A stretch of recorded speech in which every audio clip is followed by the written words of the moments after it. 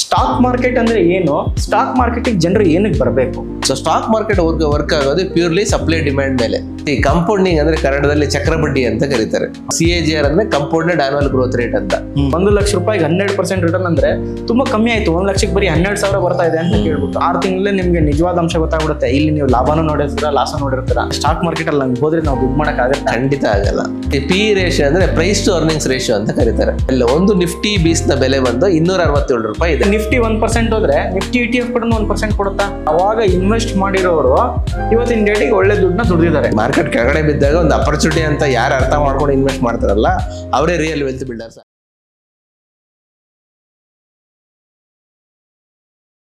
ನಮಸ್ಕಾರ ಟ್ರೇಡರ್ಸ್, ನಾನು ನಿಮ್ಮ Suraj Mahesh, co-founder of traders Gurukul centre ಹಾಗೂ ಒಬ್ಬ NISM certified research analyst and equity and derivative analyst. ನನ್ನ 5 ರಿಂದ 6 ವರ್ಷದ ಸ್ಟಾಕ್ ಮಾರ್ಕೆಟಿನ ಜರ್ನಿಯನ್ನು ನಿಮ್ಮೆಲ್ಲರೊಂದಿಗೆ ಹಂಚ್ಕೊಳ್ಳೋದಕ್ಕೆ ಟ್ರೇಡರ್ಸ್ ಗುರುಕುಲ್ ಸೆಂಟರ್ ಅನ್ನೋ ಸಂಸ್ಥೆಯನ್ನು ಓಪನ್ ಮಾಡಿ 3 ವರ್ಷಗಳಾಗಿದೆ. ಈ ಒಂದು ಸಂಸ್ಥೆಯಲ್ಲಿ ಆಲ್ಮೋಸ್ಟ್ 5 ರಿಂದ 6 ಸಾವಿರ ವಿದ್ಯಾರ್ಥಿಗಳಿಗೆ ಸ್ಟಾಕ್ ಮಾರ್ಕೆಟಿನ ಬಗ್ಗೆ ಒಂದು ಜ್ಞಾನವನ್ನು ಹಂಚಿದ್ದೀವಿ. ಹಾಗೂ ಈ ಒಂದು ವಿಡಿಯೋ ಕಂಪ್ಲೀಟ್ಲಿ ಒಂದು ಎಜುಕೇಷನಲ್ ಪರ್ಪಸ್ ಆಗಿರುತ್ತೆ. ಯಾವುದೇ ಥರ ನಿಮಗೆ ಪ್ರಚೋದನೆಗೊಳಿಸೋದಕ್ಕಾಗಿರೋದಿಲ್ಲ.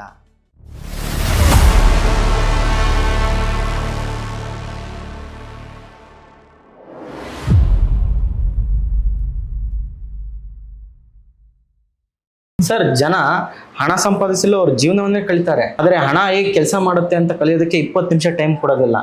ಸೊ ಈ ಒಂದು ವಿಡಿಯೋಲಿ ನಾವು ಅವರಿಗೆ ಅಕಸ್ಮಾತ್ ಹಣಕಾಸಿನ ಬಗ್ಗೆ ಹೇಗೆ ನಿರ್ಧಾರ ತಗೋಬೇಕು, ಸೊ ಅವರ ಮುಂದಿನ ಜೀವನವನ್ನು ಬದಲಾಯಿಸುವಂಥ ಒಂದು ದಾರಿನ ಕೊಟ್ಟರೆ, ಸ್ಟಾಕ್ ಮಾರ್ಕೆಟಲ್ಲಿ ಜನರು ಮಾಡುವ ತಪ್ಪನ್ನು ತಪ್ಪಿಸಿ ಅವರು ನಿಜವಾಗ್ಲೂ ಸಂಪತ್ತನ್ನು ಹೇಗೆ ದುಡಿಬೋದು ಅಂತ ಈ ವಿಡಿಯೋಲಿ ತಿಳಿಸಿದ್ರೆ ಅವ್ರಿಗೆ ಉಪಯೋಗ ಆಗುತ್ತಲ್ವಾ? ಖಂಡಿತ ಆಗುತ್ತೆ. ಸೊ ಈ ಒಂದು ವಿಡಿಯೋಲಿ ಕಂಪ್ಲೀಟ್ ಆಗಿ ನಿಮಗೆ ಸ್ಟಾಕ್ ಮಾರ್ಕೆಟ್ ರಿಲೇಟೆಡ್ ನೀವು ಮಾಡೋ ತಪ್ಪುಗಳು ಏನಿರುತ್ತೆ ಅದನ್ನು ಹೇಗೆ ನೀವು ಸರಿಪಡಿಸ್ಕೋಬಹುದು ಅಂತ ತಿಳಿಸ್ಕೊಡ್ತೀವಿ. ಅದಕ್ಕಿಂತ ಮುಂಚೆ ಒಂದು ರ್ಯಾಪಿಡ್ ಫೈರ್ ವಿತ್ ಡೀಟೇಲ್ಡ್ ಆನ್ಸರ್ಸ್ನ ಮಾಡೋಣ ಸರ್. ಸೊ ಇವಾಗ ಒಂದು ಸಿಂಪಲ್ ಕ್ವಶನ್ ಇಂದ ಸ್ಟಾರ್ಟ್ ಮಾಡೋಣ. ಸ್ಟಾಕ್ ಮಾರ್ಕೆಟ್ ಅಂದ್ರೆ ಏನು? ಸ್ಟಾಕ್ ಮಾರ್ಕೆಟಿಗೆ ಜನರು ಏನಕ್ಕೆ ಬರಬೇಕು? ಸ್ಟಾಕ್ ಮಾರ್ಕೆಟ್ ಅಂದ್ರೆ ಸಿಂಪಲ್ ಆಗಿ ಹೇಳ್ಬೇಕಂದ್ರೆ ಸಂಪತ್ತು ಸೃಷ್ಟಿಸೋ ಯಂತ್ರ ಅಂತ ಕರೀತಾರೆ ಸ್ಟಾಕ್ ಮಾರ್ಕೆಟ್ನ. ಅಂದ್ರೆ ವೆಲ್ತ್ ಜನರೇಟಿಂಗ್ ಮಿಷಿನ್ ಅಂತ. ಸೊ ಸಿಂಪಲ್ ಆಗಿ ಆಡು ಭಾಷೆಯಲ್ಲಿ, ಸರಳ ಭಾಷೆಯಲ್ಲಿ ಹೇಳ್ಬೇಕು ಅಂದರೆ ಒಂದು ಒಳ್ಳೆ ಬಿಸ್ನೆಸ್ಸಲ್ಲಿ ಒಳ್ಳೆ ವ್ಯಾಲ್ಯೂಯೇಷನ್ನಲ್ಲಿ ನಮ್ಮ ಹಣನ ಹೂಡಿಕೆ ಮಾಡೋದೇ ಸ್ಟಾಕ್ ಮಾರ್ಕೆಟ್. ಸೊ ಒಳ್ಳೆ ಬಿಸ್ನೆಸ್ಸಲ್ಲಿ ಇನ್ವೆಸ್ಟ್ ಮಾಡಿದಾಗ ಏನಾಗುತ್ತೆ, ಬಿಸ್ನೆಸ್ ಬೆಳೆದಾಗ ಸೊ ನಮ್ಮ ಇನ್ವೆಸ್ಟ್ಮೆಂಟು ಬೆಳೆಯುತ್ತೆ. ಇದನ್ನೇ ಸ್ಟಾಕ್ ಮಾರ್ಕೆಟ್ ಅಂತ ಕರೀತಾರೆ. ತುಂಬ ಅದ್ಭುತವಾಗಲಿ ನೀವು ಸ್ಟಾಕ್ ಮಾರ್ಕೆಟ್ ಬಗ್ಗೆ ಜನರಿಗೆ ತಿಳಿಸ್ಕೊಟ್ರೆ. ಇವಾಗ ಸ್ಟಾಕ್ ಮೇಲ್ಗಡೆ ಮತ್ತು ಕೆಳಗಡೆ ಏನಕ್ಕೆ ಹೋಗುತ್ತೆ? ಸ್ಟಾಕ್ ಮೇಲೆ ಕೆಳಗಡೆ ಆಗೋದಕ್ಕೆ ಒಂದು ಸಿಂಪಲ್ ರೀಸನ್ ಏನಂದರೆ supply and demand. So demand and supply ಅಂತ ಕರೀತಾರೆ. ಸೊ ಡಿಮ್ಯಾಂಡ್ ಯಾವಾಗ ಜಾಸ್ತಿ ಆಗುತ್ತೆ ಅಂದರೆ ಯಾವಾಗ ಬೈಯರ್ಸ್ ಜಾಸ್ತಿ ಇರ್ತಾರೆ, ಸೆಲ್ಲರ್ಸ್ ಕಡಿಮೆ ಇರ್ತಾರೋ ಆಗ ಡಿಮ್ಯಾಂಡ್ ಕ್ರಿಯೇಟ್ ಆಗುತ್ತೆ. ಡಿಮ್ಯಾಂಡ್ ಕ್ರಿಯೇಟ್ ಆದಾಗ ಸ್ಟಾಕ್ ಆಟೋಮೆಟಿಕಲಿ ಮೇಲೆ ಹೋಗುತ್ತೆ. ಸೊ ಅದೇ ರೀತಿ ಯಾವಾಗ ಡಿಮ್ಯಾಂಡ್ ಕಡಿಮೆ ಆಗಿ ಸಪ್ಲೈ ಜಾಸ್ತಿ ಆಗುತ್ತೋ, ಅಂದರೆ ಸೆಲ್ಲರ್ಸ್ ಜಾಸ್ತಿ ಇರ್ತಾರೆ, ಬೈಯರ್ಸ್ ಕಡಿಮೆ ಇದ್ದಾಗ ಸ್ಟಾಕು ಕೆಳಗಡೆ ಹೋಗುತ್ತೆ. ಸೊ ಸ್ಟಾಕ್ ಮಾರ್ಕೆಟ್ ವರ್ಕ್ ಆಗೋದು ಪ್ಯೂರ್ಲಿ ಸಪ್ಲೈ ಡಿಮ್ಯಾಂಡ್ ಮೇಲೆ. ಸೊ ಇಲ್ಲಿ ಯಾವುದೇ ರೀತಿಯಾದ ಹ್ಯೂಮನ್ ಎಮೋಷನ್ಸ್ಗೆ ಅವಕಾಶ ಇಲ್ಲ. ತುಂಬ ಜನ ಏನಂತಾರೆ, ಎಮೋಷನ್ಸ್ ಮೇಲೆ ಟ್ರೇಡ್ ಮಾಡ್ತಾರೆ. ಸೊ ಸ್ಟಾಕ್ ಮಾರ್ಕೆಟಲ್ಲಿ ಎಮೋಷನ್ಸ್ಗೆ ಯಾವುದೇ ರೀತಿಯಾದ ಜಾಗ ಇಲ್ಲ. ಎಮೋಷನಲ್ ಸ್ಟೆಬಿಲಿಟಿ ಅನ್ನೋದು ತುಂಬ ಮುಖ್ಯ ಆಗುತ್ತೆ ಸ್ಟಾಕ್ ಮಾರ್ಕೆಟಲ್ಲಿ. ಇದನ್ನ ಸರಳವಾಗಿ ಭಾಷೆಯಲ್ಲಿ ನಾವು ಎಕ್ಸ್ಪ್ಲೇನ್ ಮಾಡಬೇಕು ಅಂತ ಕೇಳಿದ್ರೆ, ಜಾಸ್ತಿ ಜನ ಬೈಯರ್ಸ್ ಇದ್ದು ಕಮ್ಮಿ ಜನ ಸೆಲ್ಲರ್ಸ್ ಇದ್ರೆ ಸ್ಟಾಕ್ ಮೇಲೆ ಹೋಗುತ್ತೆ. ಅದೇ ತರ ಸೆಲ್ಲರ್ಸ್ ಜಾಸ್ತಿ ಜನ ಇದ್ದು ಬೈಯರ್ಸ್ ಕಮ್ಮಿ ಜನ ಇದ್ರೆ ಸ್ಟಾಕ್ ಕೆಳಗಡೆ ಬೀಳುತ್ತೆ. ಹೌದು. ಎಷ್ಟು ಅದ್ಭುತವಾಗಿದೆ ಅಲ್ವಾ? ತುಂಬಾ ಸಿಂಪಲ್ ಆಗಿದೆ. ಆದ್ರೆ ಜನರು ಇದನ್ನ ಏನಕ್ಕೆ ಕಾಂಪ್ಲಿಕೇಟೆಡ್ ಆಗಿ ಮಾಡ್ಕೋತಾರೆ ಅನ್ನೋದು ನಮ್ಗೆ ಅರ್ಥ ಆಗ್ತಾ ಇಲ್ವಲ್ಲ. ಅದೇ ಎಮೋಷನ್ಸ್ ಕಂಟ್ರೋಲ್ ತಗೊಂತ ಇಲ್ಲ ಅವರು. ಸೊ ಚಾರ್ಟ್ ನ ಎಮೋಷನ್ಸ್ ಮೇಲೆ ರೀಡ್ ಮಾಡ್ತಾ ಇದ್ದಾರೆ. ಅಲ್ಲಿ ಅನಾಲಿಸಿಸ್ ಮಾಡೋದಕ್ಕಿಂತ ಎಮೋಷನ್ಸ್ ಜಾಸ್ತಿ ಆಕ್ಟ್ ಆಗ್ತಾ ಇದೆ. ಓಕೆ, ಹಾಗಾದ್ರೆ ಜನರು ಶ್ರೀಮಂತರಾಗಬಹುದಾ ಸ್ಟಾಕ್ಸ್ ನ ಪರ್ಚೇಸ್ ಮಾಡ್ಬಿಟ್ಟ? ಖಂಡಿತ. ಅದು ಯಾವ ಸ್ಟಾಕ್ಸ್ನ ಪರ್ಚೇಸ್ ಮಾಡ್ತೀರಾ ಅನ್ನೋದು ಮುಖ್ಯ ಆಗುತ್ತೆ. ಒಳ್ಳೆ ಬಿಸ್ನೆಸ್ ಮಾಡಲ್ ಇರೋ ಸ್ಟಾಕ್ಸ್ ಅಲ್ಲಿ ಇನ್ವೆಸ್ಟ್ ಮಾಡ್ತಾ ಇದ್ದೀರಾ ಅಥವಾ ₹1 ₹2 ಇರೋ ಪೆನ್ನಿ ಸ್ಟಾಕ್ಸ್ ಅಲ್ಲಿ ಇನ್ವೆಸ್ಟ್ ಮಾಡ್ತಾ ಇದ್ದೀರಾ ಅಂತ ನೀವೇ ಅರ್ಥ ಮಾಡ್ಕೋಬೇಕು. ಸರ್, ಇವತ್ತಿನ ದಿನ ತುಂಬ ಕಡೆ ಈ ಯೂಟ್ಯೂಬ್, ಇನ್ಸ್ಟಾಗ್ರಾಮಲ್ಲಿ ಏನಾಗ್ಬಿಟ್ಟಿದೆ, ಜನರು ಬರೀ ಈ ₹1 ₹2 ಇರೋ ಸ್ಟಾಕ್ಗಳನ್ನ ನೋಡಿ ಇದು ಮಲ್ಟಿ ಬ್ಯಾಗರ್ ಆಗ್ಬಿಡುತ್ತೆ ಇನ್ ಫ್ಯೂಚರಲ್ಲಿ. ಇವಾಗ ನಾನು ಕೂಡ ರಾಕೇಶ್ ಚುಂಜನವಾಲ ಇವಾಗ ಹೆಂಗೆ ಟೈಟಾನ್ನ ಇಟ್ಕೊಂಡಿದ್ರು ಅವಾಗ ₹2 ₹10 ಇವತ್ತು ನಾನು ಅದೇ ಥರ ಇಟ್ಕೊಂಡ್ರೆ ನಾನು ಕೂಡ ಒಂದು ಮಲ್ಟಿ ಬ್ಯಾಗರ್, ನಾನು ಅಷ್ಟೇ ಕೋಟ್ಯಾಂತರ ರೂಪಾಯಿ ದುಡ್ಡು ಮಾಡ್ಬೋದು ಅಂತ ಅನಿಸಿಕೆ ಮಾಡ್ಕೊಂಡು ಏನು ಮಾಡ್ತಾರೆ ಅಂತ ಕೇಳಿದ್ರೆ, ಒಂದು 2-3 ಶೇರಲ್ಲಿ ಸುಮ್ಮನೆ 10,000 1 ಲಕ್ಷ ಹಿಂಗೆ ದುಡ್ಡನ್ನ ಹೂಡಿಕೆ ಮಾಡ್ತಾನೆ ಹೋಗ್ತಾ ಇರ್ತಾರೆ. ಆ ಕಂಪನಿ ಚಾರ್ಟ್ ಕೆಳಗಡೆ ಬರ್ತಾನೆ ಇದೆ. ಅಂದವ್ರು ಹೂಡಿಕೆ ಜಾಸ್ತಿ ಮಾಡ್ತಾ ಇರ್ತಾರೆ. ₹1 ಅಲ್ವಾ, ಜಾಸ್ತಿ ನಂಬರ್ ಆಫ್ ಶೇರ್ಸ್ ಬರುತ್ತೆ. ಅದೇ ತರ ಅಲ್ಲಿ ಏನಾಗುತ್ತೆ, ಕ್ವಾಂಟಿಟಿ ಜಾಸ್ತಿ ಆದಾಗ ₹1 ಮೇಲೆ ಬಂದ್ಬಿಟ್ರೆ ನನಗೆ ಲಾಭ ಜಾಸ್ತಿ ಬಂದ್ಬಿಡುತ್ತೆ ಅನ್ನೋ ಆಸೆಯಲ್ಲಿ ಮಾಡ್ತಾ ಇರ್ತಾರೆ. ಅಂತವ್ರಿಗೆ ಏನ್ ಹೇಳಕ್ ಇಷ್ಟಪಡ್ತೀರಾ ಸರ್? ಒಂದ್ ಅರ್ಥ ಮಾಡ್ಕೋಬೇಕು. ರಾಕೇಶ್ ಜುಂಜನವಾಲ ಅವರು ಟೈಟಾನ್ನ ₹3 ಇನ್ವೆಸ್ಟ್ ಮಾಡಿದ್ರು. ಬಟ್ ಅವಾಗ ಬಿಸ್ನೆಸ್ ಡಲ್ ಇತ್ತು, ಅವ್ರದ್ದು ಡೌನಲ್ಲಿ ಇತ್ತು. ಬಟ್ ಅವರು ಬಿಸ್ನೆಸ್ ಮಾಡಲ್ಲ ಅರ್ಥ ಮಾಡ್ಕೊಂಡು ಫ್ಯೂಚರ್ ಅಲ್ಲಿ ಗ್ರೋ ಆಗುತ್ತೆ ಅಂತ ಅರ್ಥ ಮಾಡ್ಕೊಂಡು ಅವ್ರು ಇನ್ವೆಸ್ಟ್ ಮಾಡಿದ್ರು. ಬಟ್ ಈಗ ಏನಾಗ್ತಾ ಇದೆ, ಸೋಷಿಯಲ್ ಮೀಡಿಯಾ ಇದೆ, ಇನ್ಸ್ಟಾಗ್ರಾಮ್ ಇದೆ, ವಾಟ್ಸಪ್ ಇದೆ, ವಾಟ್ಸಪ್ ಯೂನಿವರ್ಸಿಟಿಗಳಿದಾವೆ. ಸೊ ಇದ್ರಲ್ಲಿ ಏನ್ ಮಾಡುತ್ತೆ, ಫ್ರೆಂಡ್ಸ್ ಅದೇ ಹೇಳಿದ್ರು ಇದು ಹೇಳಿದ್ರು ಅಂದ್ಕೊಂಡು ₹1 ₹2 ಸ್ಟಾಕ್ಸ್ ಅಲ್ಲಿ ಇನ್ವೆಸ್ಟ್ ಮಾಡೋದು, ಬೇಗ ಇದ್ರಲ್ಲಿ ನಾವು ಶ್ರೀಮಂತರಾಗ್ಬಿಡ್ಬೋದು ಅಂತ ಹೋಗ್ತಾರೆ. ಸೊ ಅಲ್ಲಿ ಒಂದು ವರ್ಷದಲ್ಲಿ ನೋಡಿದ್ರೆ 60% 70% ಡೌನ್ ಅಲ್ಲಿ ಇರ್ತವೆ. ಹೋಗಿರುತ್ತೆ ಸೆಲ್ ಮಾಡ್ಬೇಕಾದ್ರೆ ಸೆಲ್ ಮಾಡಕ್ಕಾಗಲ್ಲ. So ಈ ತರ ಟ್ರಾಪ್ ಆಗ್ತಾರೆ. ಸರ್, ಇವಾಗ ಸೆಲ್ ಆಗಲ್ಲ ಅಂತ ಹೇಳಿದ್ರಿ, ಜನರಿಗೆ ಏನಕ್ಕೆ ಸೆಲ್ ಮಾಡೋದಕ್ಕಾಗಲ್ಲ? ಇದಕ್ಕೇನೋ ಒಂದು ಲಿಕ್ವಿಡಿಟಿ ಅನ್ನೋ ವರ್ಡ್ ಇದೆಯಲ್ಲ, ಆ ಲಿಕ್ವಿಡಿಟಿ ಅಂದ್ರೆ ಏನು? ಲಿಕ್ವಿಡಿಟಿ ಹೆಂಗ್ ವರ್ಕ್ ಆಗುತ್ತೆ? ಲಿಕ್ವಿಡಿಟಿ ಅಂದ್ರೆ ಏನಿಲ್ಲ, ನಂಬರ್ ಆಫ್ ಬೈಯರ್ಸ್ ಸೆಲ್ಲರ್ಸ್ ಎಲ್ಲಿ ಜಾಸ್ತಿ ಇರ್ತಾರೋ ಅಲ್ಲಿ ಲಿಕ್ವಿಡಿಟಿ ಜಾಸ್ತಿ ಇರುತ್ತೆ ಅಂತ ಅರ್ಥ. ಯಾವಾಗ ಅಲ್ಲಿ ನಂಬರ್ ಆಫ್ ಬೈಯರ್ಸ್ ಸೆಲ್ಲರ್ಸ್ ಜಾಸ್ತಿ ಇರಲ್ಲೋ ಆಗ ಲಿಕ್ವಿಡಿಟಿ ಕಡಿಮೆ ಇರುತ್ತೆ ಅಂತ ಅರ್ಥ. ಸಪೋಸ್ ಇವಾಗ ನಾವು ಒಂದು ಸ್ಟಾಕ್ ನ ಸೆಲ್ ಮಾಡ್ಬೇಕಂದಾಗ ಆ ಸೆಲ್ ಮಾಡಿದ್ದನ್ನ ಬೈ ಮಾಡಕ್ ಯಾರೋ ಒಬ್ರು ಇರ್ಬೇಕು ಅಲ್ಲಿ ಇಲ್ಲ ಅಂದಾಗ ಏನಾಗುತ್ತೆ ಅಂದ್ರೆ ಸೆಲ್ ಆಗಲ್ಲ. ಓಕೆ, ಅಂದ್ರೆ ರಿಯಲ್ ಎಸ್ಟೇಟ್ ತರ ನೋಡಿದ್ರೆ. ಹೌದು, ಕರೆಕ್ಟ್. ನಾನ್ ಮಾರಕ್ ರೆಡಿ ಇದೀನಿ, ಮುಂದೆ ಕೊಂಡ್ಕೊಳಕ್ ಯಾರು ಇಲ್ಲ ಅಂತಂದ್ರೆ ಅದು ಹಂಗೆ ಇರುತ್ತೆ. ಅದು ಕರೆಕ್ಟ್. ಅದೇ ರೀತಿ ಪೆನ್ನಿ ಸ್ಟಾಕ್ಸ್ ಅಲ್ಲೂ ವರ್ಕ್ ಆಗುತ್ತೆ. ಓಕೆ, ಸೊ ಇದನ್ನೇ ನಾವು ತುಂಬಾ ಟ್ರಾಪ್ ಮಾಡೋ ಎಲ್ಲಿ ಅಂದ್ರೆ ಪೆನ್ನಿ ಸ್ಟಾಕ್ಸ್ ಅಲ್ಲಿ. ಓಕೆ ಓಕೆ, ಹಂಗಂದ್ರೆ ಇದು ಕಾಂಪೌಂಡಿಂಗ್ ಅಂತ ಬರುತ್ತಲ್ಲ, ಈ ಕಾಂಪೌಂಡಿಂಗ್ ಅಂದ್ರೆ ಏನು ಸರ್? ಕಾಂಪೌಂಡಿಂಗ್ ಅಂದ್ರೆ ಕನ್ನಡದಲ್ಲಿ ಚಕ್ರಬಡ್ಡಿ ಅಂತ ಕರೀತಾರೆ. ಓಕೆ, ಸೊ ಹಣನ ದುಡಿಸ್ತೀರ, ಹಣ ನಿಮ್ಮನ್ನ ದುಡಿಯುತ್ತೆ, ಆ ಹಣದಿಂದ ಹಣ ದುಡಿಬೇಕು, ಆ ದುಡ್ದ ಹಣ ಮತ್ತೆ ಇನ್ನು ಹೆಚ್ಚು ಹಣ ದುಡಿಬೇಕು, ಅದನ್ನೇ ಕಾಂಪೌಂಡಿಂಗ್ ಅಂತ ಕರೀತಾರೆ. ಅಂದ್ರೆ ಒಂದು ಉದಾಹರಣೆ ಮೂಲಕ ನಾವು ಏನಂತ ಹೇಳ್ಬೋದು ಅಂತ ಕೇಳಿದ್ರೆ, ಇವಾಗ FD ಗೆ ನಾವು ಅಕಸ್ಮಾತ್ ₹1,00,000 ದುಡ್ಡು ಹಾಕಿದ್ರೆ 7% ಇಂಟ್ರೆಸ್ಟ್ಗೆ ಪ್ರತಿ ವರ್ಷ ನಮ್ಗೆ 7,000 ರೂಪಾಯಿ ಜಾಸ್ತಿ ಹೋಗ್ತಾ ಇರುತ್ತೆ. ಅದೇ ₹1,00,000 ನಾನೇನಾದ್ರೂ ಕಾಂಪೌಂಡಿಂಗ್ ಹಾಕಕ್ ಬಿಟ್ರೆ, ಇವತ್ತು ನನಗೆ 7% ಬಡ್ಡಿಗೆ ಬಿಟ್ರು ಏನಾಗುತ್ತೆ, 1,00,000 ಇರೋದು 1,07,000 ಆಗುತ್ತೆ. ಮುಂದಿನ ವರ್ಷ 1,07,000ಕ್ಕೆ 7% ಬರುತ್ತೆ. ಈ ಲಾಜಿಕ್ ನ ಜನಕ್ಕೆ ಇದನ್ನ ಕಾಂಪೌಂಡಿಂಗ್ ಅಂತ ಕರೀತಾರೆ ಅಲ್ವಾ? ಇದನ್ನೇ ಚಕ್ರ ಬಡ್ಡಿ ಅಂತ ಕರೀತಾರೆ. ಹೌದು, ಈ ಲಾಜಿಕ್ ಜನಗಳಿಗೆ ಅರ್ಥ ಆಗ್ಬೇಕು. ಅದಕ್ಕೆ ಸುಮ್ಮನೆ ವಾರನ್ ಬಫೆಟ್ ಅವ್ರು ಹೇಳಿಲ್ಲ CAGR ಅಂದ್ರೆ ಕಂಪೌಂಡೆಡ್ ಆನ್ಯುವಲ್ ಗ್ರೋತ್ ರೇಟ್ ಅಂತ. ಸೊ ಇದನ್ನ ಪ್ರಪಂಚದ 8ನೇ ಅದ್ಭುತ ಅಂತ ಅವ್ರು ಸುಮ್ಮನೆ ಕರೆದಿಲ್ಲ. ಹೌದು, ನಿಜವಾಗ್ಲೂ. ಯಾಕೆ ಅಂತ ಕೇಳಿದ್ರೆ ಇದಕ್ಕೆ ನಾನೊಂದು ನಿಜವಾದ ಒಂದು ಉತ್ತರ ಕೂಡ ನೋಡಿದ್ದೇನೆ. ತುಂಬಾ ಜನ ಯೂಟ್ಯೂಬ್ ಇನ್ಸ್ಟಾಗ್ರಾಮ್ ಅಲ್ಲಿ ಹಾಕ್ತಾ ಇರ್ತಾರೆ, CAGR ಮಾಡ್ಬಿಡಿ, ಹಂಗ್ ಮಾಡಿ ಹಿಂಗ್ ಮಾಡಿ ಅಂತ ಅಂದ್ಬಿಟ್ಟು. ಅದ್ರ ಒಬ್ಬ ವ್ಯಕ್ತಿ ನಿಜವಾಗ್ಲೂ ಮಾಡೋದನ್ನ ನಾನು ನೋಡಿದ್ದೀನಿ. ₹1,00,000 ಹೂಡಿಕೆ ಮಾಡಿದ್ದ 12% ರಿಟರ್ನ್ಗೆ ಪ್ರತಿ ವರ್ಷನೂ ಜನರೇಟ್ ಮಾಡ್ತಾ ಇದ್ದ. ಸೊ ಇವಾಗ ಜನರಿಗೆ ಅನ್ಸುತ್ತೆ ₹1,00,000ಗೆ 12% ರಿಟರ್ನ್ ಅಂದ್ರೆ ತುಂಬಾ ಕಮ್ಮಿ ಆಯ್ತು, 1,00,000ಕ್ಕೆ ಬರೀ 12,000 ಬರ್ತಾ ಇದೆ ಅಂತ ಕೇಳ್ಬಿಟ್ಟು. ಸರ್, ಹಾಗಾದ್ರೆ 1,00,000 ಹೂಡಿಕೆ ಮಾಡಿರೋ ಒಂದು 12%ಗೆ ಪ್ರತಿ ವರ್ಷ ದುಡಿಮೆ ಮಾಡ್ತಾ ಇರೋದಕ್ಕೆ ಒಂದು 10 ವರ್ಷದ ನಂತರ ಒಂದು ದುಡಿಮೆ ಎಷ್ಟಾಗಿರ್ಬೋದು? ಆ 1,00,000 ಎಷ್ಟಾಗಿರ್ಬೋದು ಸರ್? 12% ಅಂದ್ರೆ 12,000, ವರ್ಷಕ್ಕೆ 12,000 ಅಂದ್ಕೊಳ್ಳಿ. 10 ವರ್ಷಕ್ಕೆ ನೀವು ಕ್ಯಾಲ್ಕುಲೇಟ್ ಮಾಡಿದ್ರೆ 1,20,000 ಆಗಿರುತ್ತೆ. ಹಾಗಾದ್ರೆ ನೀವು ಹೇಳೋ ಪ್ರಕಾರ 1,00,000 ಇರೋದು 1,20,000 ಅವನಿಗೆ ಲಾಭ ಬಂದಿದೆ ಅಂತ ಕೇಳಿದ್ರೆ, ನಾರ್ಮಲ್ ಸಿಂಪಲ್ ಕ್ಯಾಲ್ಕುಲೇಷನ್ ಅಲ್ಲಿ ಅವನಿಗೆ 2,20,000 ಬಂದಿದೆ ಅಂತ ಅರ್ಥ. ಆದ್ರೆ CAGR ಪ್ರಕಾರ ನೋಡಿದಾಗ 3 - 4 ಲಕ್ಷ ರೂಪಾಯಿ ಬಂದಿದೆ. ಏನಕ್ಕೆ ಅಂತ ಕೇಳಿದ್ರೆ ಇದೇ ಕಾಂಪೌಂಡಿಂಗ್ ನ ಪವರ್. ಏನಾಗಿದೆ, 1,00,000 ಇರೋದು 12% ಅಂದಾಗ 1,12,000 ಆಗಿದೆ. ಮುಂದಿನ ವರ್ಷ 1,12,000ಕ್ಕೆ 12%. ಹೌದು, ಅದ್ರ ಮುಂದಿನ ವರ್ಷ ವಾಪಸ್ ಅದಕ್ಕೆ 12%. ಆ ತರ ಮಾಡಿದಾಗ 10 ವರ್ಷಕ್ಕೆ 3 - 4 ಲಕ್ಷ ದುಡಿಮೆ ಮಾಡಿದ್ದಾನೆ. ಅಂದ್ರೆ ನೀವ್ ಹೇಳೋ ಪ್ರಕಾರ ಯಾವ ಒಂದು ಇನ್ಸ್ಟ್ರೂಮೆಂಟ್ ಇವತ್ತಿನ ಡೇಟಿಗೆ CAGR ಕಾಂಪೌಂಡಿಂಗ್ ಆಗ್ತಾ ಇದೆ? ರಿಯಲ್ ಎಸ್ಟೇಟ್ ಆಗ್ತಾ ಇದೆಯಾ? ಇಲ್ಲ. ಮ್ಯೂಚುವಲ್ ಫಂಡ್ಸ್ ಆಗ್ತಾ ಇದೆಯಾ? ಆಗ್ತಾ ಇದೆ. ಓಕೆ, FD ಆಗ್ತಾ ಇಲ್ಲ. ಸೊ ಅಂದ್ರೆ ಯಾವ ಒಂದು topic related to stock market ಬಂದಾಗ ಅಲ್ಲಿ ಕಾಂಪೌಂಡಿಂಗ್ ಆಗ್ತಾ ಇದೆ. ಜನರು ಕಾಂಪೌಂಡಿಂಗ್ ಅನ್ನೋ ಒಂದು ಮ್ಯಾಜಿಕ್ ನ ನೀವು ಸವಿಬೇಕು ಅಂದ್ರೆ ಅದು ಸ್ಟಾಕ್ ಮಾರ್ಕೆಟ್ ಬರಲೇಬೇಕು. ಓಕೆ, ಹಂಗಾದ್ರೆ ಜನರು ಕಮ್ಮಿ ದುಡ್ಡಲ್ಲೂ ಜಾಸ್ತಿ ದುಡ್ಡನ್ನ ದುಡಿಬಹುದು ವಿತ್ ಟೈಮ್. ಅಂದ್ರೆ ಪ್ರತಿಯೊಬ್ಬರು ಬಂದಾಗ ಸ್ಟಾಕ್ ಮಾರ್ಕೆಟ್ ಅಲ್ಲಿ ಒಂದು ಲಾಂಗ್ ಟರ್ಮ್ ಗೋಲ್ನ ಇಟ್ಕೊಂಡ್ಬರ್ಬೇಕು. ನಾನು ರಾತ್ರಿ ಒಬ್ಬ ಶ್ರೀಮಂತನ ಆಗ್ಬಿಡ್ಬೇಕು, ಇಲ್ಲ ಅಂತ ಕೇಳಿದ್ರೆ ನಾನು ಒಂದ್ ತಿಂಗಳಲ್ಲಿ ₹1,00,000 ದುಡಿಮೆ ಬೇಕು. ಈ ಒಂದು ಮೈಂಡ್ ಸೆಟ್ ಇಂದ ಬಂದವರು ಸ್ಟಾಕ್ ಮಾರ್ಕೆಟ್ ಅಲ್ಲಿ ಉದ್ದಾರ ಆಗಕ್ಕಾಗತ್ತಾ? ಖಂಡಿತ ಆಗಲ್ಲ. ರಾತ್ರಿ ಶ್ರೀಮಂತರಾಗಬೇಕು ಅನ್ನೋದು ಮ್ಯಾಜಿಕ್ ಅಷ್ಟೇ, ಅದು ಲಾಜಿಕ್ ಆಗಲ್ಲ.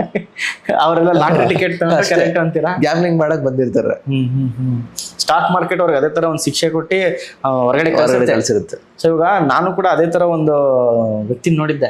ಸೊ ಅದಕ್ಕೆ ನಾನೊಂದು ಹೇಳಿದೆ, ಸ್ಟಾಕ್ ಮಾರ್ಕೆಟ್ ಅಲ್ಲಿ ನೀವು ನಿಜವಾಗ್ಲೂ ನೀವು ಇರಬೇಕು, ಸದಾಕಾಲ ಇರಬೇಕು ಅಂತ ಕೇಳಿದ್ರೆ ಫಸ್ಟ್ 6 ತಿಂಗಳು ನೀವು ಸ್ಟಾಕ್ ಮಾರ್ಕೆಟ್ ಅಲ್ಲಿ ಯಾವುದೇ ತರ ಲಾಸ್ ಮಾಡ್ಕೋಬಾರ್ದು. ಲಾಸ್ ಮಾಡ್ಕೊಂಡ್ರು ಸಹ ನಿಮ್ಮ ಅಸಲು ಮೈನಸ್ ಆಗಬಾರ್ದು. ಪ್ರಾಫಿಟ್ ಲಾಸ್ ಮಧ್ಯೆ ಇರಬೇಕು. ಸೊ ಅವಾಗ ನೀವೇನಾಗುತ್ತೆ, ಸ್ಟಾಕ್ ಮಾರ್ಕೆಟ್ ಅಲ್ಲಿ ನೀವು ಲಾಂಗರ್ ಟೈಮ್ ಫ್ರೇಮ್ ಅಲ್ಲಿ ಇರೋ ಸಾಧ್ಯತೆ ಇರುತ್ತೆ. ಏನಾಗುತ್ತೆ, 6 ತಿಂಗಳಲ್ಲೇ ನಿಮ್ಗೆ ನಿಜವಾದ ಅಂಶ ಗೊತ್ತಾಗ್ಬಿಡುತ್ತೆ. ಇಲ್ಲಿ ನೀವು ಲಾಭನೂ ನೋಡಿರ್ತೀರಾ, ಲಾಸ್ ನೋಡಿರ್ತೀರಾ. ಆದ್ರೆ ನೀವು ರಿಕವರಿ ಸ್ಟೇಜು ಅದು ಇದು ಅಂತ ಅಂದ್ಬಿಟ್ಟು ಕಂಪ್ಲೀಟ್ ಕ್ಯಾಪಿಟಲ್ನೇ ಝೀರೋ ಮಾಡ್ಕೊಂಡ್ಬಿಡ್ತಾರೆ ಜನರು. ಸ್ಟಾಕ್ ಮಾರ್ಕೆಟ್ ಅನ್ನೋದು ಇದು 100 ಮೀಟರ್ ರೇಸ್ ಅಂತ ಅಲ್ಲ, ಹುಸೇನ್ ಬೋಲ್ಟ್ ತರ ನಾವು ಬೇಗ ರೀಚ್ ಆಗೋಣ ಅನ್ನಕ್ಕೆ. ಇದೊಂದು ಮ್ಯಾರಥಾನ್, ಇದು ಲೈಫ್ ಲಾಂಗ್ ಇರುತ್ತೆ. ಸೊ ಲೈಫ್ ಲಾಂಗ್ ನಾವು ಇದರಲ್ಲಿ ನಾವು ರಿಟರ್ನ್ಸ್ ನ ಮಾಡ್ತಾ ಇರ್ಬೋದು, ವೆಲ್ತ್ ಜನರೇಷನ್ ಮಾಡ್ಕೊಂತ. ಚಿಕ್ಕವರಿದ್ದಾಗ ನಮ್ಮ ತಂದೆ ತಾಯಿ ಒಂದು ಕತೆ ಹೇಳೋರ ಜ್ಞಾಪಕ ಇದೆಯಾ? ರ್ಯಾಬಿಟ್ ಮತ್ತೆ ಟಾಟಾಸ್ ಕತೆ, ಆಮೆ ಮತ್ತು ಮೊಲದ ಕತೆ. ಇಲ್ಲಿ ಕೊನೆಯಲ್ಲಿ ಯಾರು ಗೆಲ್ಲೋರು? ಆಮೇಲೆ ಗೆಲ್ಲುತ್ತೆ. ಆಮೇಲೆ ಗೆಲ್ಲುತ್ತೆ. ಅಂದ್ರೆ ನಾವು ಇದರಿಂದ ನಾವು ಏನ್ ಕಲಿತೀವಿ ಅಂದ್ರೆ slow and steady wins the race ಹೌದು. ಅಂತ ಕೇಳಿದ್ರೆ ಆತ್ರದಿಂದ steady with consistency. Slow and steady with consistency, ಇದು ನಮ್ಮ ಸ್ಟಾಕ್ ಮಾರ್ಕೆಟಿಗೆ ಕರೆಕ್ಟ್ ಆಗಿ ಸೂಟ್ ಆಗುತ್ತೆ. ಆ ಥರ ಪಟ್ಟು ದುಡಿಯೋಕೆ ಹೋದವರು ಆ ಥರದಿಂದ ದುಡ್ಡು ಕಳ್ಕೊಂತಾರೆ ಅಂತ ಅರ್ಥ ಅಲ್ವಾ ಸರ್? ಈ ಒಂದು ಪ್ರಶ್ನೆ ಕೇಳಬೇಕಾದ್ರೆ ನನಗೂ ಇನ್ನೊಂದೊಂದು ಪ್ರಶ್ನೆ ಅರಿವಾಯ್ತು. ಈ ಫೋಮೋ ಅಂದ್ರೆ ಏನು ಸರ್? ಫೋಮೋ ಅಂದ್ರೆ ಫಿಯರ್ ಆಫ್ ಮಿಸ್ಸಿಂಗ್ ಔಟ್ ಅಂತ. ಅದ್ರ ಅರ್ಥ ಏನು ಅಂದ್ರೆ ಎಲ್ಲಿ ಅವಕಾಶ ಕಳ್ಕೊಂಡ್ಬಿಡ್ತೀನೋ ಅಂತ ನುಗ್ಗೋದು. ಓಕೆ. ಅಂದ್ರೆ ಈಗ ಫ್ರೆಂಡ್ ಯಾರೋ ಒಬ್ಬ ದುಡ್ಡು ಮಾಡ್ದ, ಇಲ್ಲ ಇನ್ಸ್ಟಾಗ್ರಾಮ್ ಅಲ್ಲಿ ಯಾವ್ದೋ ಒಂದು ಹೇಳಿದ್ರು ಯಾವ್ದೋ ಒಂದು ಸ್ಟಾಕ್ ಮೇಲೆ ಹೋಗ್ಬಿಡುತ್ತೆ ಅಂತ, ಜನ ಎಲ್ಲ ನುಗ್ತಾ ಇದಾರೆ ಬೈ ಮಾಡಕ್ಕೆ ಅಂತ.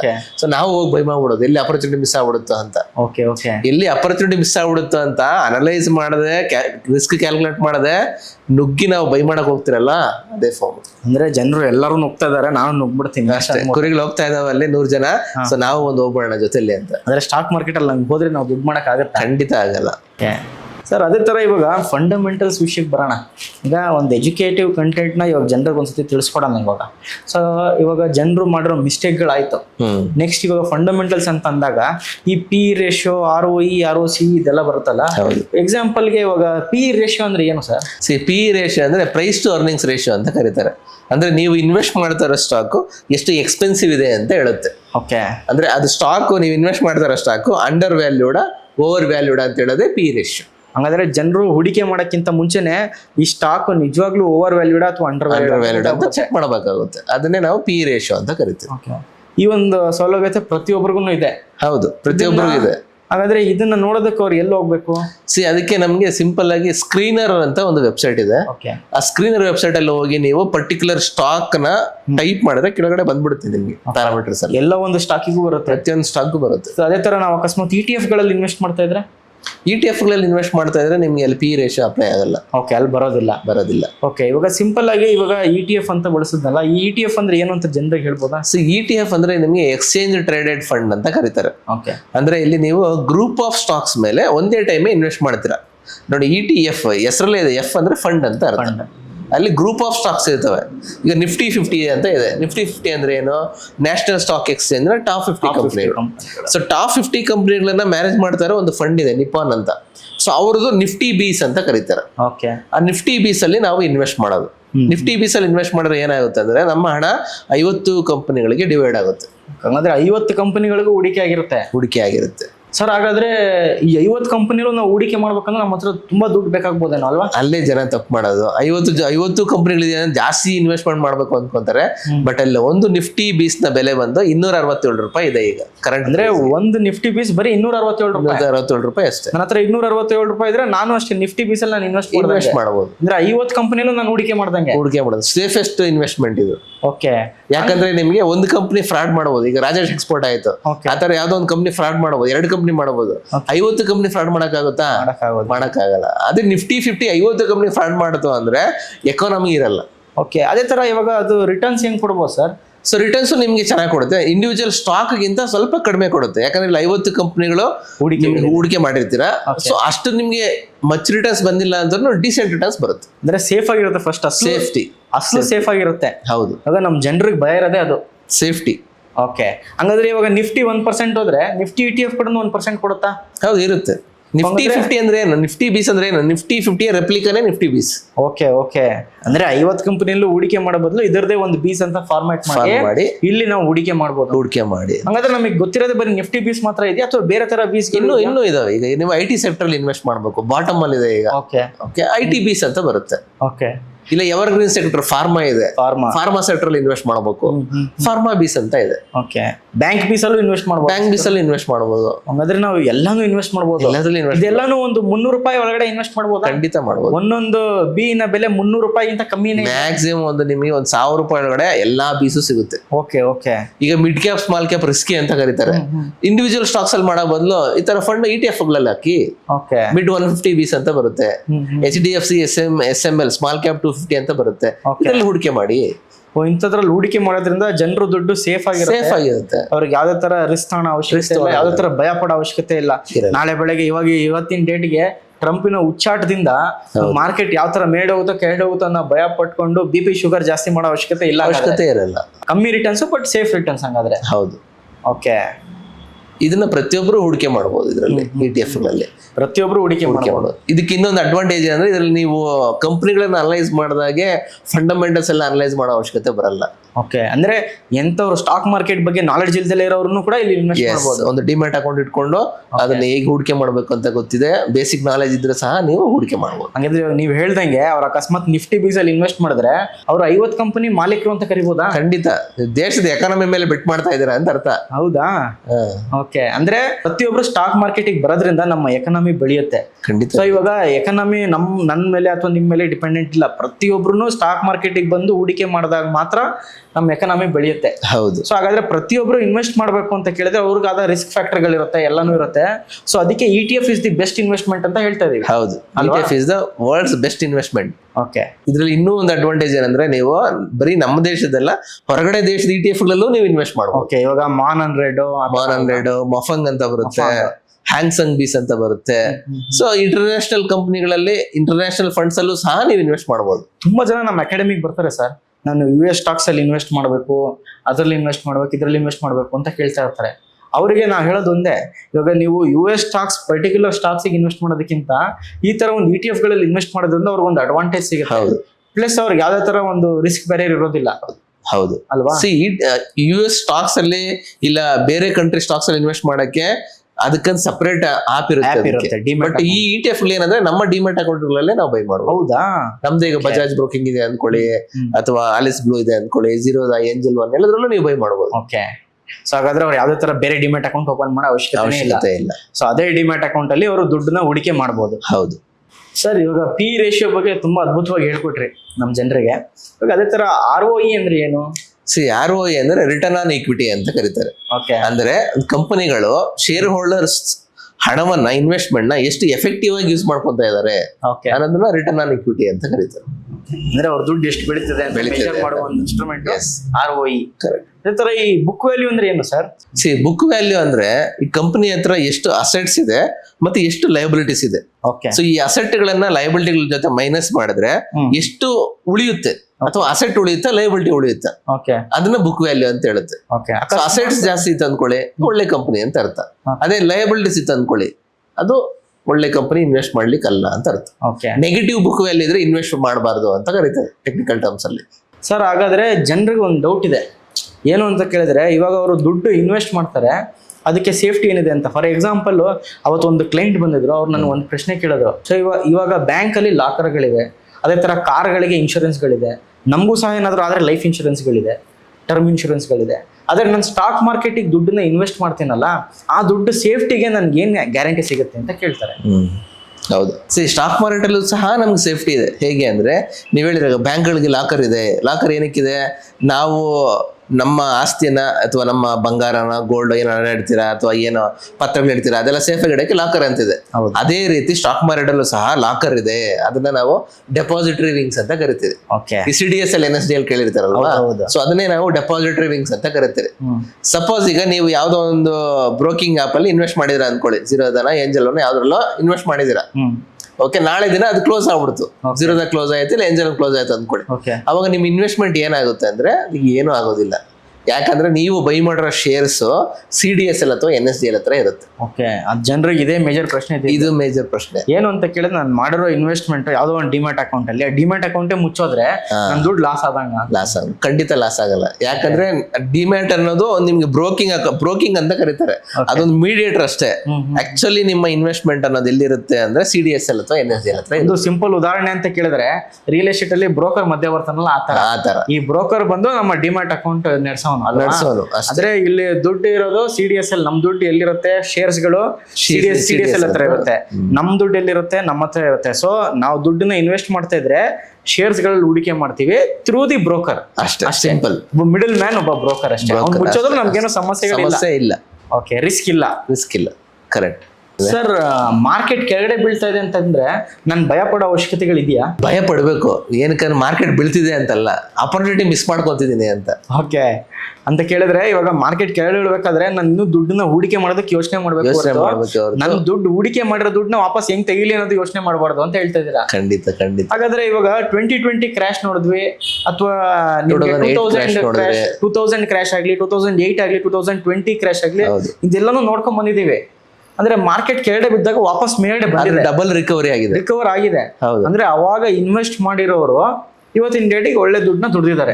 ಅದನ್ನ ನಾವು ಕೋವಿಡ್ ಕ್ರಾಶ್ ನೋಡಿದ್ರೆ ಆಲ್ಮೋಸ್ಟ್ 50% ಬಿದ್ದಿತ್ತ ಮಾರ್ಕೆಟ್. 15,000 ಇರೋ ನಿಫ್ಟಿ 7,500 ಬಂದಿತ್ತು ಅಲ್ವಾ? ಆದ್ರೆ 7,500ದಿಂದ ಇವತ್ತು ಎಷ್ಟಿದೆ? 24,000 ಇದೆ. 26,000 ಹೋಗಿ 24,000 ಬಂದಿದೆ ಅಂತ ಕೇಳಿದ್ರೆ ಇವಾಗ ಆ ಮೂಮೆಂಟ್ ಅಲ್ಲೂ ಇನ್ವೆಸ್ಟೆಡ್ ಆಗಿ ಕೂತಿರೋರು ಇವತ್ತಿನ ದಿನಕ್ಕೆ ಲಾಭದಲ್ಲಿ ಖಂಡಿತ. ಪ್ರೂಫ್ ಕೇಳ್ತಾರೆ ಜನ. ಪ್ರೂಫ್ ಏನಂದ್ರೆ ಚಾರ್ಟೇ ಪ್ರೂಫ್ ನಿಮ್ಗೆ. ಹೌದು, ಹಿಸ್ಟ್ರಿನೇ ಹೇಳ್ತಿದೆ ಅಲ್ವಾ ಪ್ರೂಫ್. ಹಾಗಂದ್ರೆ ಕೆಳಗಡೆ ಬಿದ್ದಾಗ ನಾನು ಇನ್ವೆಸ್ಟೆಡ್ ಆಗಿರ್ಬೇಕು, ಹೆದರಿಕೆ ಪಡೋ ಅವಶ್ಯಕತೆ ಇಲ್ಲ. ಇನ್ನೂ ದುಡ್ಡು ಇದ್ರೆ ಅದನ್ನ ಹೂಡಿಕೆ ಮಾಡ್ಬೇಕು. ಸ್ಮಾಲ್ ಕ್ಯಾಪ್ ಅಲ್ಲಿ ಇನ್ವೆಸ್ಟ್ ಮಾಡ್ಬೇಕಾ, ಮಿಡ್ ಕ್ಯಾಪ್ ಅಲ್ಲಿ ಇನ್ವೆಸ್ಟ್ ಮಾಡ್ಬೇಕಾ, ಅಥವಾ ಲಾರ್ಜ್ ಕ್ಯಾಪ್ ಅಲ್ಲಿ ಇನ್ವೆಸ್ಟ್ ಮಾಡ್ಬೇಕಾ? ETF ಗಳಲ್ಲಿ ಇನ್ವೆಸ್ಟ್ ಮಾಡಿ ಬೆಸ್ಟ್. ಓಕೆ, ಅಂದ್ರೆ ಮಾರ್ಕೆಟ್ ಕೆಳಗಡೆ ಬಿದ್ದಾಗ ETF ಗಳಲ್ಲಿ ಇನ್ವೆಸ್ಟ್ ಮಾಡಿ. ಅಂದ್ರೆ ಇವತ್ತಿನ ಡೇಟ್ಗೆ ತುಂಬಾ ಒಂದು ಸೆಕ್ಟರ್ ತುಂಬಾ ಕೆಳಗಡೆ ಬಿದ್ದಿದೆ ಅಂದ್ರೆ ಯಾವ ಸೆಕ್ಟರ್ ಆಗಿರ್ಬೋದು? IT sector. ಆಲ್ರೆಡಿ ಗೊತ್ತಿದೆ, AI ಬಬಲ್ ಅಂತ ಇದ್ ಮಾಡ್ತಾ ಇದಾರೆ, ಇಲ್ಲ ರಿಸೆಷನ್ ಅಂತ ಇದ್ ಮಾಡ್ತಾ ಇದಾರೆ. ಬಾಟಮ್ ಅಲ್ಲಿ ಇದೆ, ಬಟ್ ಬೌನ್ಸ್ ಆಗ್ಲೇಬೇಕು IT ಅಲ್ವಾ? Major sector. ಏನ್ ಮಾಡಿ ಈಗ್ಲಿಂದಾನೇ ಅಕ್ಯುಮುಲೇಷನ್ ಸ್ಟಾರ್ಟ್ ಮಾಡ್ಕೊಳ್ಳಿ ITBs ಅಲ್ಲಿ. ಅಂದ್ರೆ ಇವಾಗ ನಮ್ಮ ನಿಫ್ಟಿ ಮೇಡ್ ಹೋಗ್ಬೇಕು ಅಂತ ಕೇಳಿದ್ರೆ IT ಸೆಕ್ಟರ್ ಅದರ ಒಂದು ಪಾತ್ರಧಾರಿ ಆಗಿರುತ್ತೆ ಮೇಡ್ ಎತ್ಕೊಂಡು ಹೋಗೋದಕ್ಕೆ. ಹೌದು. ಅಂದ್ರೆ ಅದೇ ತರ TCS, ಇನ್ಫೋಸಿಸ್, HCL ಟೆಕ್ನಾಲಜಿ ಇಂಥ ಒಂದು ಸ್ಟಾಕ್ ಗಳು ಮೇಡೆ ಹೋದ್ರೆ ಮಾತ್ರ ನಿಫ್ಟಿ ಕೂಡ ಇನ್ ಸ್ವಲ್ಪ ಮೇಡ್ ಹೋಗೋ ಸಾಧ್ಯತೆ ಇದೆ. ಹೌದು. ಹಾಗಾದ್ರೆ ನಿಫ್ಟಿ ಮೇಡೆ ಹೋಗುತ್ತಲ್ವಾ? ಖಂಡಿತ, ಡೆಫಿನೆಟ್ಲಿ ಹೋಗಿ. ಇವಾಗ ನಿಫ್ಟಿ ಮೇಡೆ ಹೋಗ್ಲೇಬೇಕು ಅಂತ ಕೇಳಿದ್ರೆ IT ಸೆಕ್ಟರ್ ಕೂಡ ಮೇಡೆ ಹೋಗ್ಲೇಬೇಕು. ವಿತ್ ಟೈಮ್ ಹೋಗುತ್ತೆ. ಲಾಂಗ್ ಟರ್ಮ್ ಆಗಿರ್ಬೋದು, ಶಾರ್ಟ್ ಟರ್ಮ್ ಆಗಿರ್ಬೋದು, ಅದು ನಮ್ಗೆ ಹೋಗೋದಿಲ್ಲ. ಆದ್ರೆ ನೀವು ETF ಗಳಲ್ಲಿ ಹೂಡಿಕೆ ಮಾಡ್ಕೊಂಡು ಇವತ್ತಿಂದಾನೇ ನೀವು ಸ್ಟಾರ್ಟ್ ಮಾಡ್ಕೊಂಡ್ರೆ ಜರ್ನಿನ ಖಂಡಿತವಾಗ್ಲೂ ನೀವು ದುಡ್ಡು ಮಾಡ್ಬೋದು. ಹಂಗಾದ್ರೆ ಖಂಡಿತ ಮಾಡ್ತೀರಾ? ಹಾಗಾದ್ರೆ ETF ಗಳಲ್ಲಿ ಇನ್ವೆಸ್ಟ್ ಮಾಡೋದಕ್ಕೆ ಅದರದ್ದು ರಿಸ್ಕ್ ನ ಕ್ಯಾಲ್ಕುಲೇಟ್ ಮಾಡೋದಕ್ಕೆ ಯಾವ್ದಾದ್ರು ಸ್ಟ್ರಾಟಜಿಗಳಿದೆಯಾ? ಖಂಡಿತ ಇದಾವೆ, 2-3 ಸ್ಟ್ರಾಟಜಿ ಇದಾವೆ. ಅದು ನಾವು ಇನ್ಸ್ಟಿಟ್ಯೂಟ್ ಬಂದ್ರೆ ನಾವು ಹೇಳ್ಕೊಡ್ತೀವಿ. ಓಕೆ. ಹಾಗಾದ್ರೆ ಸರ್, ಒಬ್ಬ ಇನ್ವೆಸ್ಟರ್ಗೆ ಬಿಗ್ಗೆಸ್ಟ್ ಎನಿಮಿ ಅಂದ್ರೆ ಯಾವ್ದಾಗಿರ್ಬೋದು? ಬಿಗ್ಗೆಸ್ಟ್ ಎನಿಮಿ ಏನಂದ್ರೆ fear and greediness. Fear and greedy ಅಂತ ಕರೀತಾರೆ. ಮಾರ್ಕೆಟ್ 26,000 ಆಲ್ ಟೈಮ್ ಹೈ ಇಲ್ಲದಾಗ ಇನ್ವೆಸ್ಟ್ ಮಾಡಕ್ ಹೋಗ್ತಾರೆ, ಗ್ರೀಡಿನೆಸ್ ಇನ್ನೂ ಬೆಳೆದ್ ಬಿಡುತ್ತೆ ಅಂತ. ಅದೇ ಮಾರ್ಕೆಟ್ ಬಿದ್ದಾಗ ಇನ್ವೆಸ್ಟ್ ಮಾಡಿ ಅಂದ್ರೆ ಯಾರು ರೆಡಿ ಇರಲ್ಲ, ಭಯ. ಹಾಗಾದ್ರೆ ಇಲ್ಲಿ ಒಂದು ಮೇಜರ್ ಒಂದು ಸಮಸ್ಯೆ ಇದೆ ಸರ್. ನಾನು ನೋಡಿರೋ ಪ್ರಕಾರ ತುಂಬಾ ಜನರು ಸ್ಟಾಕ್ ಮಾರ್ಕೆಟ್ ಬಗ್ಗೆ ನಾಲೆಡ್ಜ್ ಇರುತ್ತೆ, ಆದ್ರೆ ಅವರು ಪ್ರೂಫ್ ಅದನ್ನೇ ನಂಬ್ಕೊಂಡು ಕೂತಿರ್ತಾರೆ. ಅಂದ್ರೆ ಮಾರ್ಕೆಟ್ ಮೇಡ್ ಹೋಗೋ ತನಕ ನಾನು ದುಡ್ಡನ್ನ ಹೂಡಿಕೆ ಮಾಡಲ್ಲ ಕಣಪ್ಪ ಅಂತ ಹೇಳ್ತಾರೆ. ಸೊ ಇಂಥ ಒಂದು ಸಿನಾರಿಯಲ್ಲಿ ಏನಾಗಿದೆ ಅಂತ ಕೇಳಿದ್ರೆ, ಮಾರ್ಕೆಟ್ 20,000 ಕೆಳಗಡೆ ಬಿದ್ದು 21,000ಕ್ಕೆ ಲಾಸ್ಟ್ ಇಯರ್ ಲೋ ಮಾಡಿತ್ತಲ್ಲ, ಅವಾಗ ಯಾರು ಇನ್ವೆಸ್ಟ್ ಮಾಡ್ಲಿಲ್ಲ. ಹೌದು, ಇನ್ನು ಮಾರ್ಕೆಟ್ ಕೆಳಗಡೆ ಬಿದ್ದೋಗ್ಬಿಡುತ್ತೆ, 14,000ಕ್ಕೆ ಹೋಗ್ಬಿಡುತ್ತೆ, 15,000ಕ್ಕೆ ಹೋಗ್ಬಿಡುತ್ತೆ ಅಂತ ಯೂಟ್ಯೂಬ್ ಅಲ್ಲಿ ಎಲ್ಲರೂ ವಿಡಿಯೋ ಹಾಕೊಂಡು ಕೂತಿದ್ರು. ಆದ್ರೆ ಯಾವಾಗ 21,000 ವಾಪಸ್ 26,000 ಮುಟ್ತು, ಅವಾಗ ಜನರು ಇನ್ವೆಸ್ಟ್ ಮಾಡೋದಕ್ಕೆ ಶುರು ಮಾಡಿದ್ರು. ಟ್ರಾಪ್ ಆಗಿರ್ತಾರೆ ಅವರು. ಅಂದ್ರೆ ಇಲ್ಲಿ ಮೇಜರ್ ಸಮಸ್ಯೆ ಆಗ್ತಾ ಇರೋದು, ಜನರು ಮಾರ್ಕೆಟ್ ಮೇಡ್ ಹೋಗ್ಲಿ ಆಮೇಲೆ ನಾನು ಇನ್ವೆಸ್ಟ್ ಮಾಡ್ತೀನಿ ಅಂತ ಇರೋದ, ಅಥವಾ ಕೆಳಗಡೆ ಬಿದ್ದಾಗ್ಲಿ ಇದೊಂದು ಆಪರ್ಚುನಿಟಿ ಅಂತ ಇನ್ವೆಸ್ಟ್ ಮಾಡೋದ? ಮಾರ್ಕೆಟ್ ಕೆಳಗಡೆ ಬಿದ್ದಾಗ ಒಂದು ಅಪರ್ಚುನಿಟಿ ಅಂತ ಯಾರು ಅರ್ಥ ಮಾಡ್ಕೊಂಡು ಇನ್ವೆಸ್ಟ್ ಮಾಡ್ತಾರಲ್ಲ, ಅವರೇ ರಿಯಲ್ ವೆಲ್ತ್ ಬಿಲ್ಡರ್ಸ್ ಆಗ್ತಾರೆ. ತುಂಬಾ ಒಂದು ಒಳ್ಳೆ ಇನ್ಫಾರ್ಮೇಶನ್ ಕೊಟ್ಟಿದ್ದೀರಾ ಹಂಗಾದ್ರೆ. ಸೊ ಇವಾಗ ನಾನು ಕೂಡ ರಾಕೇಶ್ ಜುಂಜುನ್ವಾಲಾ ಅಥವಾ ಹರ್ಷದ್ ಮೆಹ್ತಾ ಅಥವಾ ವಿಜಯ್ ಕೇಡಿಯಾ, ಸೊ ಅದೇ ತರ ರಾಮಕೃಷ್ಣ ದಮಾನಿ ಇಂಥವ್ರೆಲ್ಲ ಆಗ್ಬೇಕು ಅಂತ ಕೇಳಿದ್ರೆ ಅವರೆಲ್ಲರೂ ಏನ್ ಮಾಡಿದ್ದಾರೆ ಅಂತ ಕೇಳಿದ್ರೆ, ಮಾರ್ಕೆಟ್ ಕೆಳಗಡೆ ಇದ್ದಾಗ ಇನ್ವೆಸ್ಟ್ ಮಾಡ್ಕೊಂಡು ಲಾಂಗ್ ಟರ್ಮ್ ಅಲ್ಲಿ ಸ್ಟಾಕ್ ಮಾರ್ಕೆಟ್ ಅಲ್ಲಿ ಇದ್ದಾರೆ. 10 ರೂಪಾಯಿ 20 ರೂಪಾಯಿ ದುಡಿಯೋ ಅವಶ್ಯಕತೆಗೋಸ್ಕರ ಅವರು ಸ್ಟಾಕ್ ಮಾರ್ಕೆಟ್ ಅಲ್ಲಿ ಇಲ್ಲ. ಸೊ ಇದನ್ನೇ ನಾವು ಕೂಡ ಫಾಲೋ ಮಾಡಿದ್ರೆ ಜನರೇಷನಲ್ ವೆಲ್ತ್ ಬಿಲ್ಡ್ ಮಾಡಬಹುದು. ಹಾಗಾದ್ರೆ ಮುಂದಿನ ಪ್ರಶ್ನೆಗೆ ಹೋಗೋಣ. ಸೊ ಒಬ್ಬ ಪ್ರಾಫಿಟೇಬಲ್ ಟ್ರೇಡರ್ ಆಗಿರೋನು, ಅವನು ಏನು ಅವನಿಗೆ ಇಂಪಾರ್ಟೆಂಟ್? ಅವನ ಸ್ಯಾಲರಿ ಇಂಪಾರ್ಟೆಂಟಾ, ಅವನ ಲಕ್ ಇಂಪಾರ್ಟೆಂಟಾ, ಅಥವಾ ಅವನಿಗೆ ಟೈಮ್ ಇಂಪಾರ್ಟೆಂಟಾ? ಅವನಿಗೆ ಕನ್ಸಿಸ್ಟೆನ್ಸಿ ಇಂಪಾರ್ಟೆಂಟ್ ಆಗುತ್ತೆ. ಓಕೆ. ಸೊ ಸ್ಯಾಲರಿ ಪರ್ಸನ್ ಆಗಿರ್ಬೋದು, ಅಥವಾ ಅವ್ನ ಟೈಮ್ ಇರ್ಬೋದು. ಓಕೆ. ಬಟ್ ಕನ್ಸಿಸ್ಟೆನ್ಸಿ ಅನ್ನೋದು ತುಂಬಾ ಮ್ಯಾಟರ್ ಆಗುತ್ತೆ. ಹಂಗಂದ್ರೆ ಒಬ್ಬ ಕನ್ಸಿಸ್ಟೆನ್ಸಿ ಆಗಿದ್ರೆ ಮಾತ್ರ ನಾವು ದುಡ್ಡನ್ನು ದುಡಿಯೋಕ್ಕಾಗತ್ತೆ. ಖಂಡಿತ. ಸೊ ತುಂಬಾ ಒಂದು ವ್ಯಾಲ್ಯೂಬಲ್ ಇನ್ಫಾರ್ಮೇಶನ್ ನಮ್ಮ ವ್ಯೂವರ್ಸ್ಗೆ ತಿಳಿಸ್ಕೊಟ್ಟಿದ್ದೀವಿ ಅಂತ ಅನ್ಕೊಂತೀನಿ ಈ ಒಂದು ಪಾಡ್ಕಾಸ್ಟ್ ಅಲ್ಲಿ. ಸೊ ಹಾಗಾದ್ರೆ ಈ ಒಂದು ಪಾಡ್ಕಾಸ್ಟ್ ನೋಡಿ ಜನರಿಗೆ ಒಂದು ಏನು ಒಂದು ನಾಲೆಡ್ಜ್ನ ಕೊಟ್ಟಿದ್ದೀವಿ ಅಂತ ಕೇಳಿದ್ರೆ, ಒಂದು ಸಿಂಪಲ್ ವರ್ಡ್ಸ್ ಅಲ್ಲಿ ಹೇಳ್ಬೇಕು ಅಂದ್ರೆ, ಜೀವನ ಪೂರ್ತಿ ಹಣಕ್ಕಾಗಿ ನೀವು ದುಡಿಯಬೇಡ್ರಿ, ಹಣವನ್ನೇ ಕೆಲಸ ಮಾಡಕ್ ಬಿಡಿ. ಇದೇ ನಿಜವಾದ ಫಿನಾನ್ಷಿಯಲ್ ಫ್ರೀಡಮ್. ಹೌದು, ಹಣದಿಂದ ಹಣವನ್ನ ದುಡಿಸಕ್ ಬಿಡಿ. ಸೊ ಹಾಗಾದ್ರೆ ಈ ವಿಡಿಯೋ ನಿಮ್ಗೆ ಇಷ್ಟ ಆಗಿದ್ರೆ ಲೈಕ್ ಮಾಡಿ, ಶೇರ್ ಮಾಡಿ, ಕಮೆಂಟ್ ಮಾಡಿ. ಸೊ ಈ ಒಂದು ಪಾಡ್ಕಾಸ್ಟ್ ಅಲ್ಲಿ ನೀವು ಏನೇನು ಕಲ್ತ್ರಿ ಅಂತ ಕಮೆಂಟ್ ಸೆಕ್ಷನ್ ಅಲ್ಲಿ ನಮಗೆ ತಿಳಿಸಿ. ಇದೇ ತರ ಮುಂದಿನ ವಿಡಿಯೋಗಳೆಲ್ಲ ಸಿಗೋಣ. ಧನ್ಯವಾದಗಳು. ನಮಸ್ಕಾರ ಟ್ರೇಡರ್ಸ್. ನೀವು ಕೂಡ ನಿಮ್ಮ ಯಶಸ್ಸಿನ ಜರ್ನಿ ಶುರು ಮಾಡಬೇಕು ಅಂದರೆ ಹಿಂದೆ ಟ್ರೇಡರ್ಸ್ ಗುರುಕುಲ್ ಸೆಂಟರ್ನ ವಿಸಿಟ್ ಮಾಡಿ. ನಮ್ಮ ಟ್ರೇಡರ್ಸ್ ಗುರುಕುಲ್ ಸೆಂಟರಿನ 2 ಬ್ರಾಂಚ್ ಇದೆ, ಬೆಂಗಳೂರು ಹಾಗೂ ದಾವಣಗೆರೆ. ನಮ್ಮ ಕೋರ್ಸಸ್ ಜಾಯ್ನ್ ಆಗೋದು ಬಹಳ ಸಿಂಪಲ್. ಕೆಳಗಡೆ ಮೆನ್ಷನ್ ಮಾಡಿರೋ ನಂಬರಿಗೆ ಕಾಂಟ್ಯಾಕ್ಟ್ ಮಾಡಿ ಅಥವಾ ನಮ್ಮ ಬ್ರಾಂಚಸ್ನ ವಿಸಿಟ್ ಮಾಡಿ. ನಮ್ಮ ಕೋರ್ಸಸ್ ಬಂದು 3 ದಿನ ಇರುತ್ತೆ, ಫ್ರೈಡೇ, ಸ್ಯಾಟರ್ಡೆ ಹಾಗೂ Sunday. Friday 10 to 2, Saturday 10 to 4 ಹಾಗೂ ಸಂಡೇ 10 to 4. ಇನ್ನೇನಕ್ಕೆ ತಡ ಮಾಡ್ತಾ ಇದ್ದೀರಾ? ಈ ಸುವರ್ಣ ಅವಕಾಶವನ್ನು ಮಿಸ್ ಮಾಡಬೇಡಿ. ಹಿಂದೆ ಕೆಳಗಡೆ ಮೆನ್ಷನ್ ಮಾಡಿರೋ ನಂಬರಿಗೆ ಕಾಂಟ್ಯಾಕ್ಟ್ ಮಾಡಿ ಹಾಗೂ ಎನ್ರೋಲ್ ಆಗಿ. ಟ್ರೇಡರ್ಸ್ ಗುರುಕುಲ್ ಸೆಂಟರ್, ಲಾಭದ ದಾರಿಗೆ ಜ್ಞಾನದ ಬೆಳಕು. ಜ್ಞಾನವನ್ನು ಹಂಚೋದಕ್ಕೆ ನಾವು ರೆಡಿ ಆಗಿದ್ದೀವಿ, ಕಲಿಯೋದಕ್ಕೆ ನೀವು ರೆಡಿ ಆಗಿದ್ದೀರಾ? ನಾವು ಟ್ರೇಡರ್ಸ್ ಗುರುಕುಲ್ ಸೆಂಟರ್ ಅವರು ಪ್ರತಿ ಭಾನುವಾರ ಒಂದು ಫ್ರೀ ಮೆಗಾ ವರ್ಕ್ಶಾಪ್ನ ಕಂಡಕ್ಟ್ ಮಾಡ್ತಾ ಇದ್ದೀವಿ, ಬೆಳಗ್ಗೆ 10 ಗಂಟೆಯಿಂದ 1 ಗಂಟೆ ತನಕ. ಇಲ್ಲಿ ನಿಮಗೆ ಸ್ಟಾಕ್ ಮಾರ್ಕೆಟಿನ ಬಗ್ಗೆ ಬೇಸಿಕ್ಕಿಂದ ಅಡ್ವಾನ್ಸ್ವರೆಗೂ ಹೇಳ್ಕೊಡ್ತೀವಿ, ಹಾಗೂ ನೀವು ಯಶಸ್ಸನ್ನು ಪಡೆಯೋದಕ್ಕೆ ಒಂದು ದಾರಿ ಕೂಡ ತೋರಿಸ್ತೀವಿ. ನಿಮಗೆ ಒಬ್ಬ ಪ್ರಾಫಿಟೇಬಲ್ ಟ್ರೇಡರ್ ಆಗೋದು ಹೇಗೆ, ನಿಮ್ಮ ದುಡ್ಡಿನ ಕೈಯಲ್ಲಿ ದುಡಿಸೋದು ಹೇಗೆ ಅಂತ ಹೇಳ್ಕೊಡ್ತಾ ಇದ್ದೀವಿ.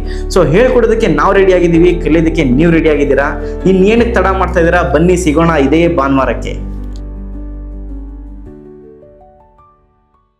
ಇನ್ನೂ ಸ್ಟಾಕ್ ಮಾರ್ಕೆಟ್ನ ಕಂಡ್ರೆ ನಿಮಗೆ ಗೊಂದಲಗಳಿದೆಯಾ? ಹಾಗಾದರೆ ನಿಮ್ಮ ಪ್ರಶ್ನೆಗೆ ಒಂದು ಸರಿಯಾದ ಮಾರ್ಗ ತೋರಿಸೋದಕ್ಕೆ ನಾವಿದ್ದೀವಿ. ಈ ಕೂಡಲೇ ಸ್ಕ್ರೀನ್ ಮೇಲಿರೋ ನಂಬರಿಗೆ ಕರೆ ಮಾಡಿ ಅಥವಾ ನಮ್ಮ ಆಫೀಸಿಗೆ ವಿಸಿಟ್ ಮಾಡಿ.